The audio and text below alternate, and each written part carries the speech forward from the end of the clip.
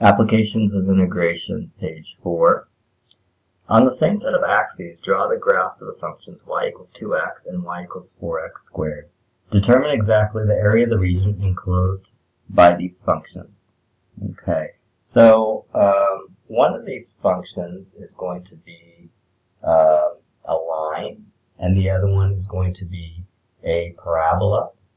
The line is y equals 2x. It's basically goes through the origin because there's no y-intercept here, and the slope is 2, so it kind of goes up like that. And the parabola is y equals 4x squared, so that's a parabola that also goes through the origin, and it's a really tall parabola. Let's see what is the point of intersection between these two. We could just take the y's and make them equal to each other. We'll get this, and then we'll divide both sides by x. We'll get 2 equals 4x. So x equals 1/2, right? So the intersection point is x equals 1/2. So that helps us to figure out the area of this intersection, because we're going to integrate from 0 to 1/2, and the function is going to be, looks like the red function is the bigger function, the linear function is the bigger function, so we'll put the linear function first, and then we'll put the parabola, which is the bottom function,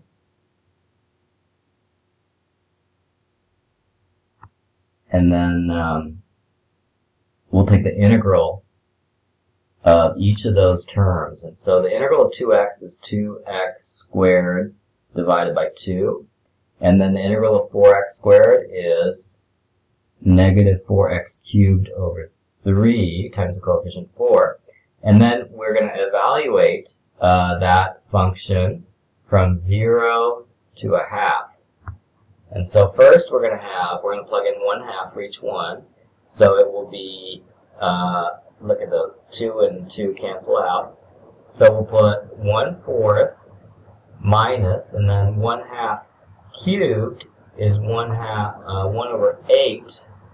So it's 4 times 1 over 8 divided by 3. And then we put 0 in both of those. Each of those is just going to be 0. So now let's simplify. We'll have 1/4. And then you see that the 4 cancels with the 8. You're left with 2 on the bottom. So that would be minus 1/2 divided by 3, which is equal to 1/4. And 1/2 divided by 3 is just 1/6. And 1/4 minus 1/6, we're going to put a common denominator here. It's going to be 6/24 minus 4/24, which is equal to 2/24. Actually, we could use 12 instead of 24, and that will give us 1/12. Okay. 9a. Find the area enclosed by the function y equals f of x and the x-axis for. So for this function here, we need to figure out the x-intercepts, and this is actually not too hard to figure out the x-intercept. We could factor it, and we could get x squared minus 9. We set it equal to 0 to see what the x-intercepts are. The x-intercepts would be 3. It would be, if we factor it completely, we get that. So the x-intercepts are 0, 3, and negative 3. And if you can imagine an x cubed function usually looks something like this. And if it intersects the x-axis 3 times, then that means it looks kind of like this. So that means that the this one here is negative 3, this is 0, and this is positive 3. So if we're trying to find the area enclosed by the function, we actually need to find this region here and this region here. So it's actually two pieces. So we're going to find the integral first from -3 to 0, and then we'll find the second piece from 0 to 3 separately. And since the first piece is a positive piece, we just need to take the function itself minus the x-axis, which is just 0.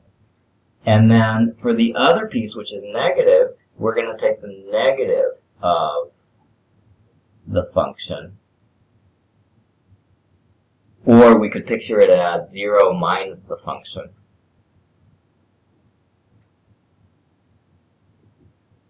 Now let's take the integral. We're going to get x cubed, or no, x to the 4th divided by 4 minus 9x squared divided by 2, evaluated from 0 to -3.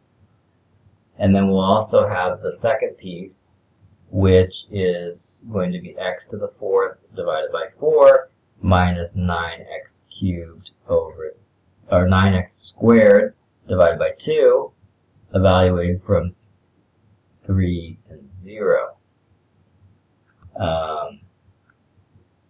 Let me make some space here. Okay. So let's plug in 0 into this equation. So we're going to have 0 minus 0. Now let's put -3 into here. -3 to the 4th is going to be positive 81 divided by 4. And then the second term, we're going to put -3 squared. It's going to be 9 times 9, which is 81. So it's minus 81 fourth. And then the second part, it's going to be, if we put 3 in for the first one, it's going to be 81 fourths.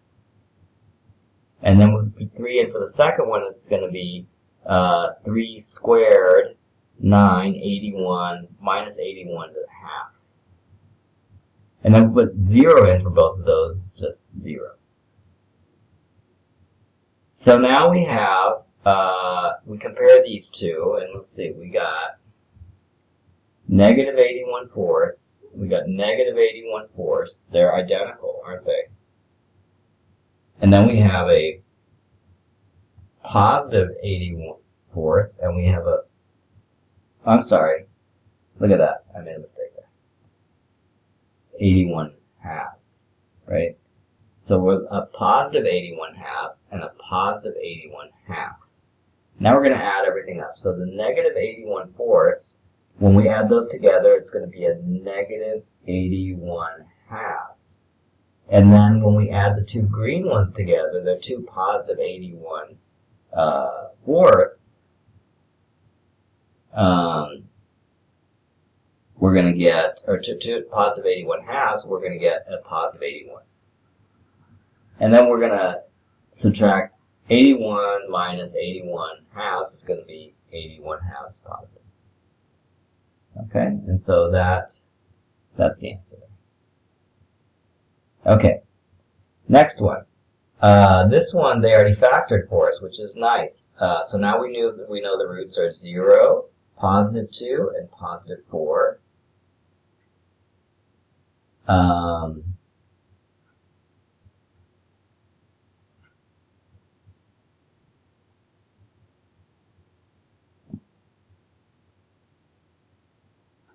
So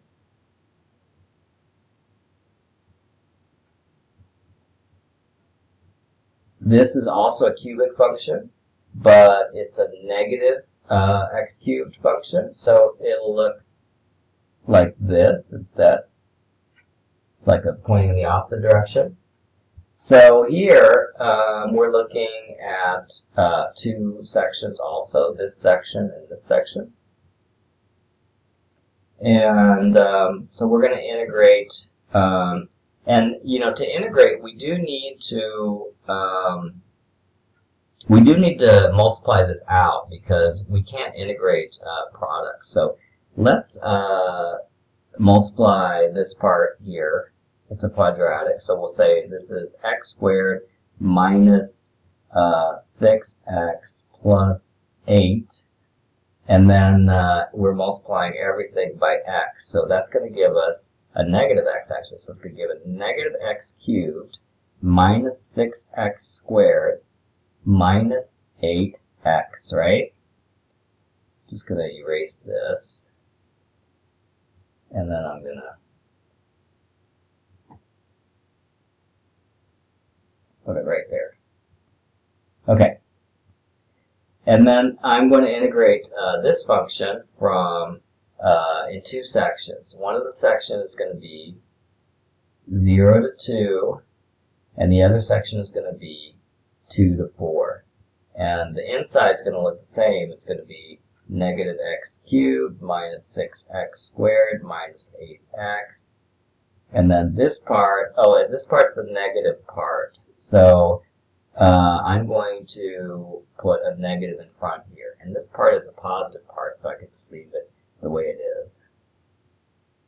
Negative x cubed minus 6x squared minus 8x. Okay, and then the first part, I can actually take the positive and the negatives and make them all positive like that. Okay, and then I'm going to take the integral of the inside. It's going to give me, I'm going to try to make this a little bit smaller. Save some space. We'll put it here. Okay. So this first part, if I take the integral, it's going to be x to the 4th over 4 plus 6x cubed over 3 plus 8x squared over 2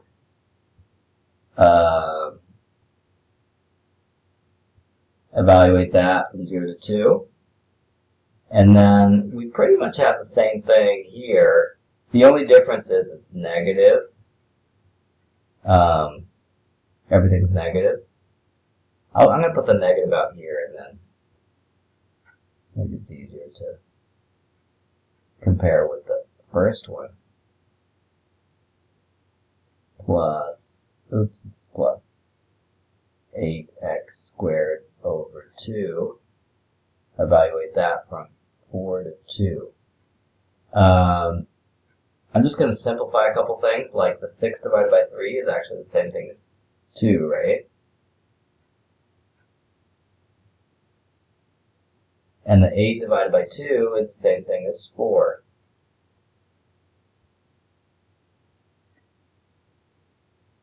I can change that here too. 6 and 3, 8 and 2.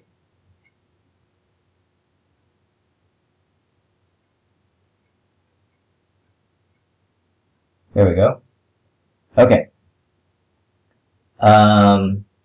So if we evaluate this one here, at 2, it's going to be 2 to the 4th, which is 16, divided by 4, which is 4, plus 2 times 2 cubed, which is also 16, plus 4 times 2 squared, which is also 16, minus a bunch of zeros, so minus 0.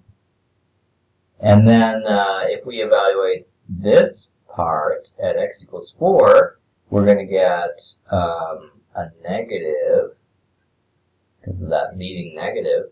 We're going to have 4 to the 4th divided by 4, which is 4 cubed, which is 64, plus 4 cubed, which is 64, times 2, which is 128, plus 4 squared times 4, which is 4 cubed, which is 64.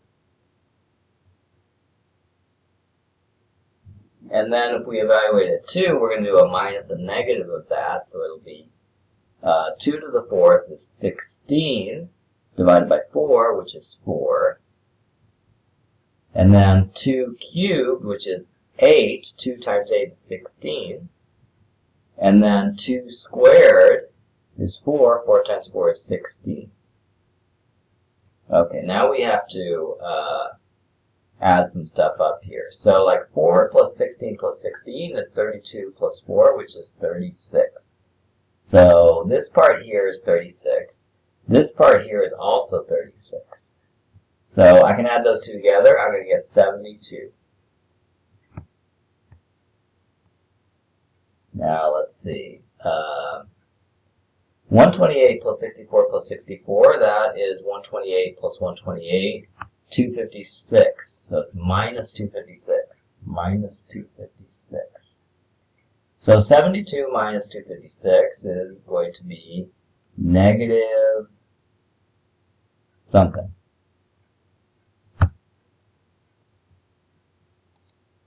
I'm wondering why it's negative, because we were very careful to make everything positive. So I'm going to go back and check that now. It comes out to be negative 184. Okay, I think I figured out what was wrong.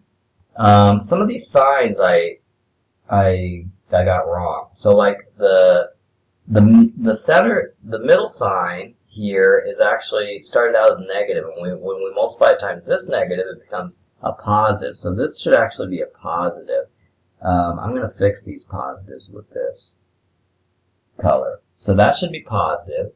I don't know why I put that equal sign there. That's invalid. Then, if that was positive, this should be negative. This should be positive. This should be,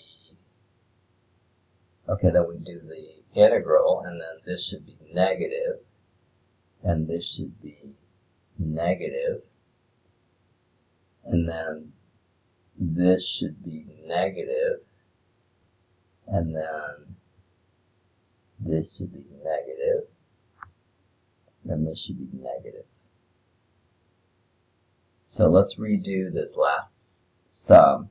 And so the two green parts actually turn out to be just 4, right? So the green ones turn out to be 4, and the red ones turn out to be 0. 64 plus 64 minus 128 is 0. So the answer is just 4.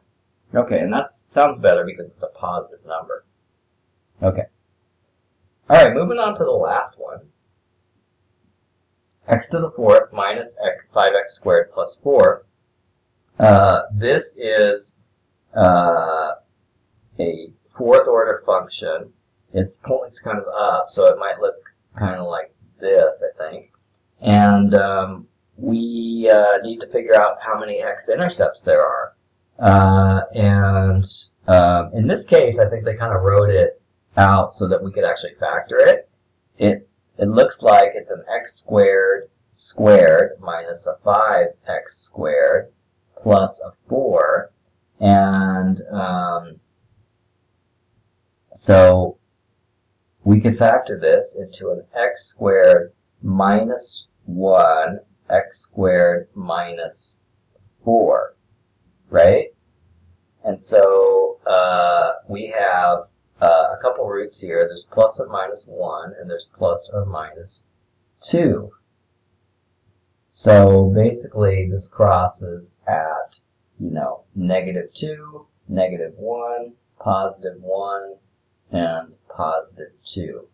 And there are, there's a couple sections to it, or 3 sections to it. There's this part here, which is negative, this part here, which is positive, and this part here, which is negative.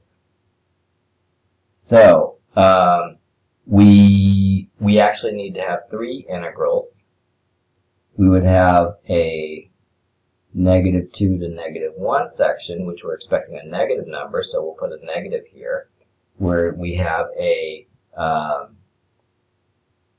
negative 1 to positive 1 section, which we're expecting a positive, so we'll just put a positive here. And then we're expecting a section from 1 to 2 being negative, so we put a negative here also. And basically, we always have this this function here. I'll make it like green. So it's this green function. It's in each of these integrals. And when we take the integral of it, we're going to get a function x to the fifth divided by 5 minus 5x cubed over 3 plus 4x.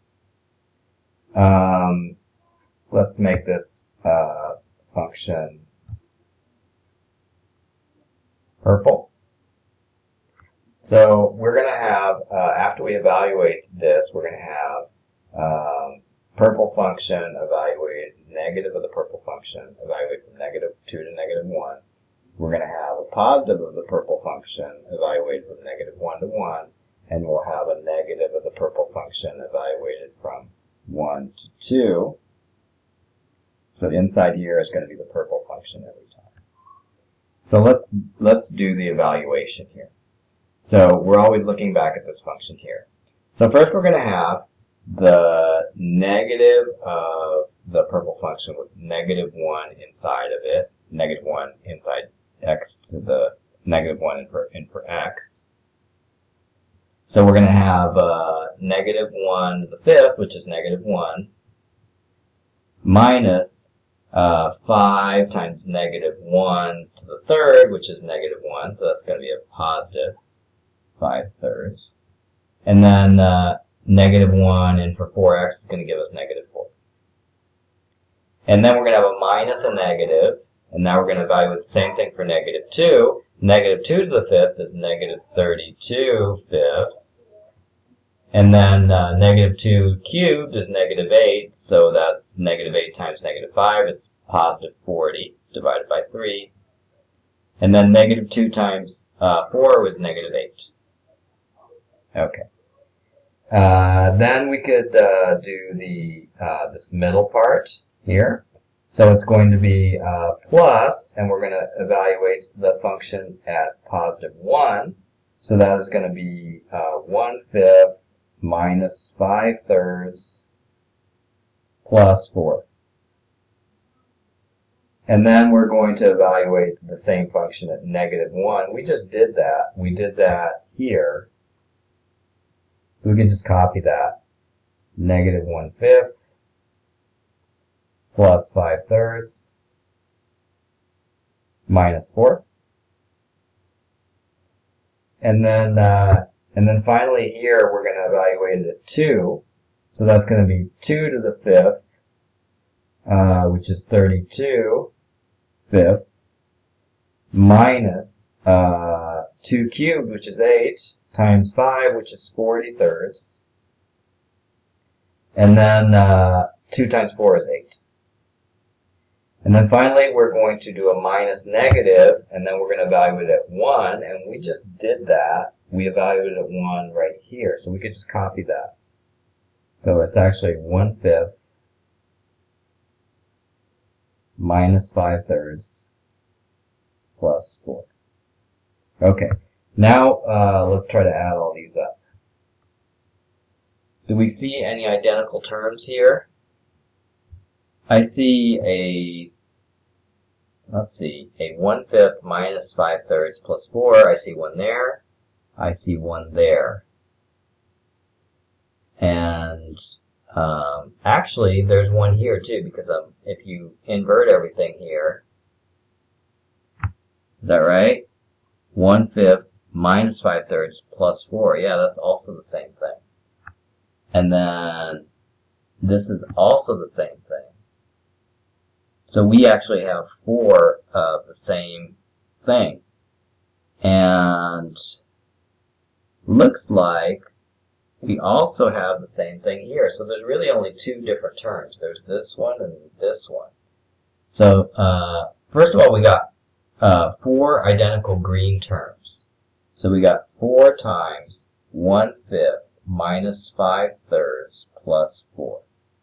Those are the green terms. And then we also have 2 red terms, which is plus 2 of negative 32 fifths plus 40/3 minus 8.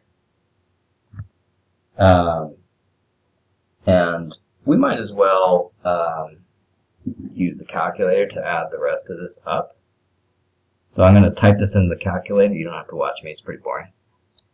I just made one correction here. This negative sign is positive, actually. And let me show you how I typed it in. I didn't put parentheses around each fraction because with PEMDAS, the calculator knows that the division is going to come first. So I have 1/5 minus 5/3 plus 4 inside these parentheses. I have negative 32/5 plus 40/3 minus 8. And make sure that this negative here is a negative sign, not a minus sign. Let's see what we get. Wow, nice round number, 8. Okay. You can see these problems take a lot of work. 11. Explain why the total area shaded is not equal to the function integrate from 1 through 7. Well, just because, remember, just like the other ones, we have a negative region and we have 2 positive regions. So we need to break it up into 3 sections. That's why. So negative and positive regions is why. Okay? Write an expression for the total shaded area in terms of integrals. Thank God we don't actually have to calculate it. Aren't you getting tired of it? Remember, you don't have to do all these problems. If you feel that you are okay with it. So basically we're going to take the middle section, which is an integral from 3 to 5, and instead of taking the normal integral, we're going to put a negative sign in front of it because we're going to take that negative region and we're just going to flip it so that we count it fairly with the rest. Okay, so that's the expression. We're just going to break it up into 3 and we're going to invert the sign of the middle part. Okay. Last one. Find, correct at 3 significant figures, the areas of the regions enclosed by these curves. Okay, and these are probably going to be pretty ugly. And I am going to take this opportunity to show you. I'm just going to set it up. I'm going to set it up with manually here. And then afterwards, I'm going to show you how to do it on the calculator. So we have this and this, and I'm not sure which one is greater than the other. One of these is going to be higher, and we also need to find the what do you call it? The intersection points. So we're going to use the calculator to help us here. And we're going to put e to the negative x squared, and then we're going to, below, we're going to put the other function x squared minus 1, x squared minus 1. We're going to graph them both. There's e to the negative x squared, and then there is our parabola. And so we can see that there's 2 intersection points here and here. We can find the intersection points by doing second calc intersect. And so the first curve, yes. Second curve, yes. And then I'm going to move the cursor toward the intersection point here. I hit enter. The intersection point is going to be negative 1.13. That is the x coordinate of the intersection point. And the other side is obviously going to be positive 1.13 because it's a symmetric graph. So we want to have this section here integrated. And the way we're going to do that is we're going to take the integral from negative 1.13 and positive 1.13, and we're going to have the top function, which is the this Gaussian function, minus the bottom function, which is x squared minus 1. So actually, you can see that this function is, let's see, if we wanted to get ready to integrate it, we would just multiply it out. Yuck. Okay, so it would be something like e to the negative x squared minus x squared plus 1 dx. And I think that we'd be okay integrating that. Now, I'm not sure if we could integrate that. So let's do it on the calculator. To do this on the calculator, we actually need to program a third function in here, because the calculator can calculate the area between a function and the x-axis, but to calculate the area between two functions, it's not so smart. So what you need to do is you need to make a difference function like this one, and so we're going to put e to the negative x squared, and then we're going to subtract x squared, and we're going to add 1. So this is the difference function, and we're going to integrate this function. We're going to graph it first, and then we're going to integrate this function between negative 1.13 and 1.13. Wow, it looks just like a parabola, doesn't it? So now we're going to do second calc, integrate, which is 7, and the lower limit is going to be negative 1.13. And the upper limit is going to be positive 1.13. And now this is our area. It's 2.88. Okay, now we're going to do this pair of functions. Y equals x to the x and y equals 4x minus 1/10 x to the 4th. So first we'll graph them, and we get these two functions here. And first we're going to find the intersection point here to know the limits of the integral.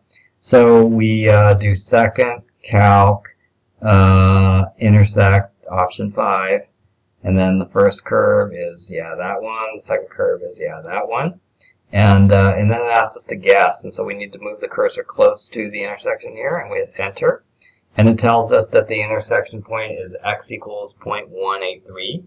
We only need to know the x coordinate. The y coordinate is unnecessary. Then we're going to find this coordinate here, which we do by repeating the process. Second calc, intersect, first curve, yes, second curve, yes, and then we move the guess cursor to here, closer to the other one, and now it's going to give us 2.27. Okay, and so now if we're going to set up the integral, we're going to have the integral 0.183 to 2.27, and the upper function is the 4x minus 1/10 x to the 4th function, and the bottom function, which is this one here, is the x to the x function. And then now to take the integral of this, maybe we could take the integral of this and this, but we're not going to be able to take the integral of that. So we're going to use the calculator to do this using the integral command here, 7. And so the lower limit, we're going to, we need to enter a third function in here. We need to enter a third function, which would be, we're going to disable these two, because although the calculator can figure out the area between a function and the x axis, it cannot figure out the area between two functions. So we need to fake it out by putting this difference function that we just wrote on the screen here, x to the 4th, and then we're going to subtract x to the x. X to the x. And then we're going to find the integral, second calc, integral. And so actually it's going to give us the difference function, which is this, and we're going to integrate the difference function between 0.183 and 2.27. So lower limit 0.183, and the upper limit is going to be 2.27. And then the answer is 4.97. Okay, so you do need to do a little bit of work manually to find the intersection point so you can figure out the lower and the upper limits. And then you need to figure out which one is on top. And by figuring out which one is on top, you put that on the left, you subtract out the one on the bottom, And then the rest of it, you reprogram that into y equals, right, here. And then you run the integral function.